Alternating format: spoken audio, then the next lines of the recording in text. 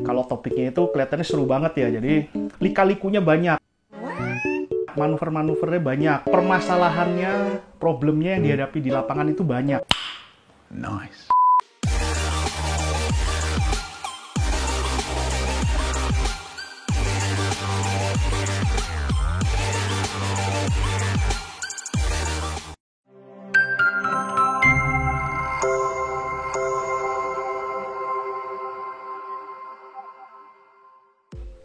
Halo teman-teman, kembali lagi ketemu dengan Andi di channel King Kos, si Raja Kos. Video hari ini saya akan membagikan sedikit pengalaman saya, masih topiknya itu berhubungan dengan pembelian properti tanpa modal. Nah, kan kalau topiknya itu kelihatannya seru banget ya, jadi lika-likunya banyak, manuver-manuvernya banyak, permasalahannya, problemnya yang dihadapi di lapangan itu banyak. Nah, ini salah satu problem yang saya mau sharingkan waktu itu gimana cara saya menanganinya, saya menghadapinya, dan saya mengatasinya pada saat saya ketemu masalah ini. Nah, teman-teman kan tahu kalau sekarang pembelian properti tanpa modal itu kan agak susah ya. Karena apa? Karena kita sebelum AJB itu kita harus membayarkan pajak-pajaknya dulu ya. Kalau pajak pembeli itu kan besarnya adalah 5% dari harga deal ya. Jadi misalnya harga dealnya 1 miliar, berarti kan kita harus menyiapkan uang 5%, yaitu adalah 50 juta ya, betul ya, 50 juta. Nah, waktu itu kan berhasil nih, udah dapet properti udah dapet, terus pembiayaannya banknya udah dapet, udah ngatur dengan pembelinya, harganya segala macam udah disetting, pokoknya bisa tanpa keluar DP gitu ya. Nah, terus ternyata waktu itu kan waktu itu tuh kelihatannya pas ada aturan yang memang ada pergantian ya, dari yang sebelumnya AJB itu bisa dilakukan sebelum pembayaran dan validasi pajak. Nah, waktu itu ternyata harus bayar pajak dulu ya kan, harus bayar pajak dulu, harus validasi dulu, baru kita bisa tanda tangan AJB dan baru bisa kita akad kredit dengan bank gitu. Nah, waktu itu kan kita nggak persiapan uang pajaknya ya, yang besar 50 juta itu.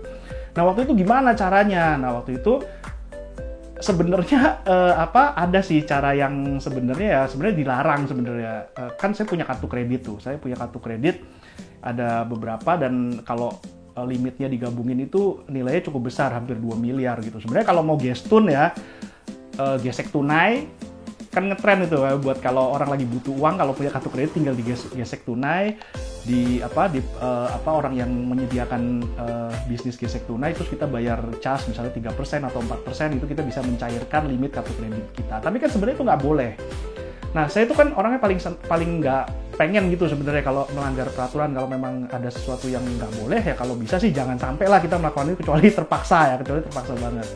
Nah, waktu itu entah kenapa, waktu itu saya tiba-tiba ada suatu kepikiran ide gitu loh. Ada suatu ide, yaitu daripada gue gestun, itu kan nggak boleh ya, gue pakai aja ini buat belanja kartu kreditnya. Nah, di marketplace dulu itu lagi heboh, banyak promo-promo. Jadi marketplace itu dulu tuh masih awal-awal baru mulai tuh, jadi kelihatannya waktu itu masih banyak sekali perang diskon, perang promo segala macam, termasuk kartu kredit itu banyak cashback. Nah, kalau kita bayar kita beli barang dengan kartu kredit di marketplace, maka kita bisa dapat harga itu pertama lebih murah karena banyak cashback, banyak promo. Terus yang kedua, kita bisa justru membayar dengan cicilan 0%. Nah, dulu itu bayar cicilan 0% di marketplace itu tuh nggak ada cas. Kalau sekarang tuh udah ada casnya ya, meskipun casnya nggak terlalu besar, tapi sekarang udah ada. Tapi kalau dulu mau sampai 12 kali, mau sampai 24 kali, 24 bulan maksudnya, itu tuh nggak ada casnya. Jadi misalnya kita belanja 20 juta atau 50 juta, ya kita 50 juta langsung dibagi 12 atau dibagi 24 bulan itu gitu. Nah, waktu itu pas, kalau nggak salah waktu itu lagi ada launching iPhone terbaru gitu kalau nggak salah ya. Saya langsung otaknya kan langsung jalan gitu, langsung mikir, kenapa nggak gue buat belanja aja? Justru malah gue bisa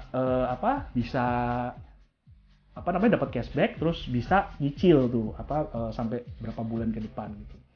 Nah, terus saya mikir, harga iPhone 15 juta gitu ya, 15 juta, kalau saya mau butuh 50 juta, berarti kan saya harus punya 4 gitu ya. Saya harus beli 4 dan saya harus menjual iPhone tersebut kepada siapapun lah, kepada teman-teman atau saudara atau siapa gitu.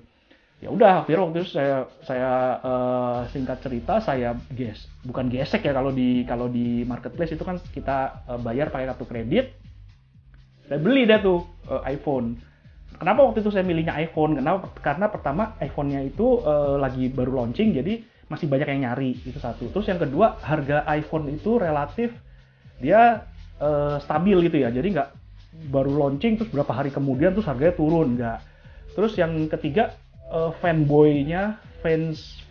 fanbase-nya Apple itu kan bener-bener maniak banget gitu ya, maksudnya fanatik banget gitu. Jadi kalau ada produk baru tuh biasanya mereka akan menyerbu gimana caranya gitu. Nah waktu itu kan juga waktu launching itu kan juga barangnya terbatas, jadi waktu itu saya pakai beberapa akun gitu, saya beli satu beli 4 gitu. Nah waktu itu tuh sebenarnya saya udah tes market dulu. Tes market tuh maksudnya gimana? Di beberapa grup komunitas yang saya ikuti, saya kayak semacam broadcast atau pasang WA story atau pasang status gitu ya. Ini gue punya stok nih, harganya lebih murah, 1 juta dari harga launching gitu ya, kan masih dapat cashback segala macam. Sebenarnya itu kita memang bayarnya segitu gitu. Misalnya 15 juta dapat cashback 1 juta, kan kita bayarnya 14 juta. Nah, tapi kan orang taunya kan harga launchingnya itu kan 15 juta gitu kalau di luaran.